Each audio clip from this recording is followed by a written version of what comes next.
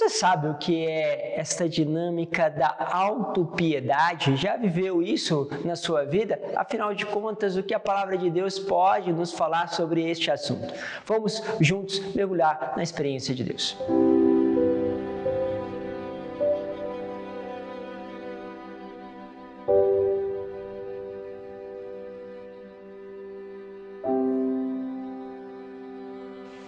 Em nome do Pai, do Filho e do Espírito Santo. Amém.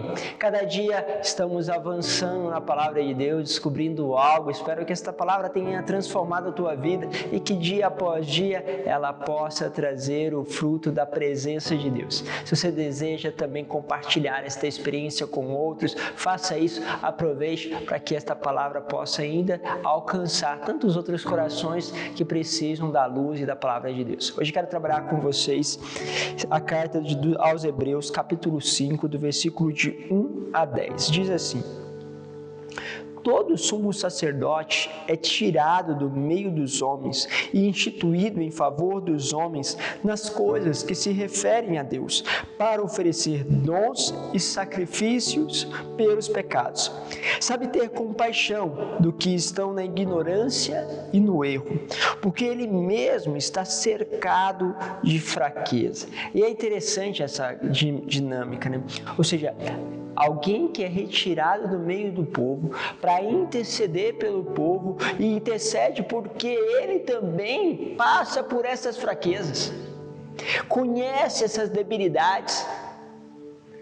Quantas vezes nós somos chamados a exercer algo, a nos colocar, saber as dificuldades, passar por aquilo, para que nós possamos também, ali, vivenciar com aquela pessoa. Às vezes você passou por uma doença como o câncer, você muitas vezes, na espiritualidade, você é tirado no meio do povo, no sentido não de que é poupado da doença, mas de Deus te dar uma luz, te dar uma visão, te dar um entendimento em relação àquela doença, que você vive de uma forma muito diferente, e por isso hoje você intercede por aqueles que sofrem de câncer, mas porque você passou por esta debilidade, você sabe o que é isso, e por isso ganha uma força a mais para interceder. Se você é uma mãe que passa por dificuldades, como seu filho que está nas drogas, sabe muito bem quando uma mãe está te dizendo isso. Você que muitas vezes passou por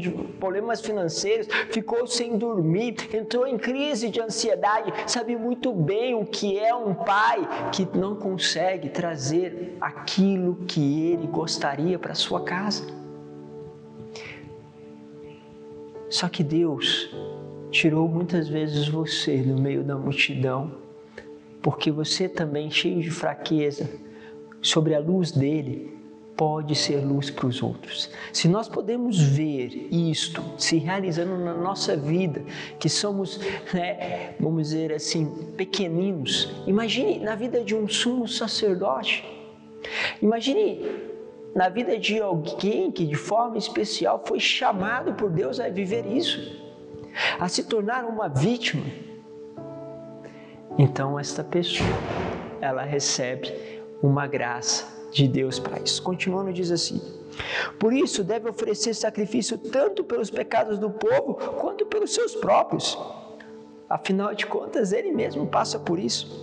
Ninguém deve atribuir-se esta honra, senão ao que foi chamado por Deus, como Arão. Desse modo, também Cristo não se atribuiu a si mesmo a honra de ser sumo sacerdote. E aqui ele dá um pulo. Ou seja, olha, a esta honra ninguém pode atribuir-se.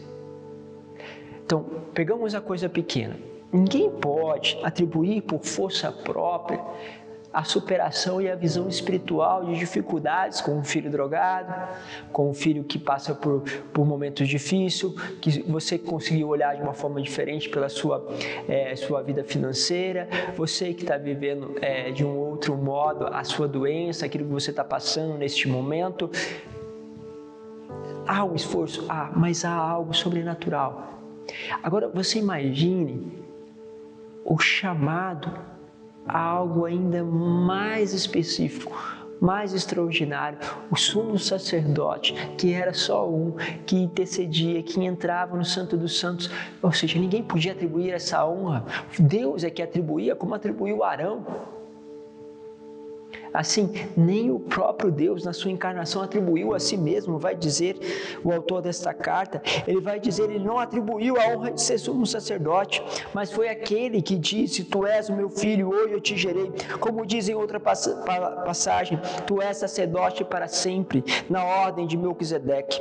Cristo, nos dias de sua vida terrestre, dirigiu preces e súplicas, com forte clamor e lágrimas, aquele que era capaz de salvá-lo da morte, e foi atendido por causa de sua entrega a Deus. Mesmo sendo filho, aprendeu o que significa obediência a Deus por aquilo que ele sofreu. Mas na consumação da sua vida, tornou-se causa de salvação eterna para todos que lhe obedecem. De fato, foi por Deus proclamado sumo sacerdote na ordem de Melquisedeque. Olha que interessante, ele então, que recebeu esta atribuição pelo próprio Pai, ele agora dirigiu preces, súplicas e forte clamor de lágrimas por aqueles justamente que o Pai havia confirmado a ele, que havia confiado ao seu coração. Perceba aqui, quando nós passamos por uma debilidade, quando nós sofremos algumas coisas, ou a gente passa para esta visão, com a graça de Deus, que nos dá a capacidade para isso, ou nós entramos na experiência de ficarmos como que voltados para esta dor. A gente olha para a dor e tem compaixão, dó de nós mesmos, ou seja, nós temos diante de nós aquela visão de que nós somos um pobre coitado. E aí quando os outros falam, né, às vezes é difícil, né? Oh, coitadinho, oh, que dó. Às vezes, no inconsciente, nós queremos ver alguém que tenha dó, alguém que chegue, que nos abrace, alguém que nos coloque no colo, alguém que justamente possa falar, nossa, como é sofrido, como isso dói, como é difícil. Quantas vezes nós esperamos essas frases ou este apelo?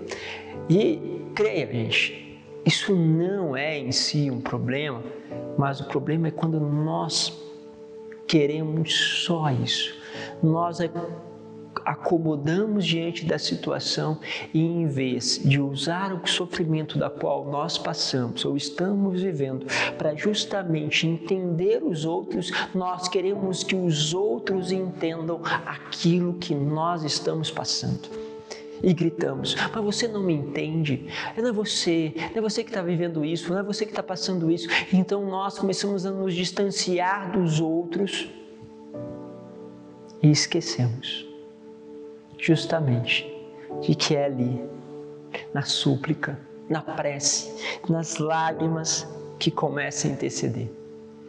Minha mãe ficou um tempo acamada, né, por causa que quebrou o fêmur, e todas as missas, né, ela falava assim, né, hoje quero rezar para os acamados. Ela nunca tinha rezado para os acamados.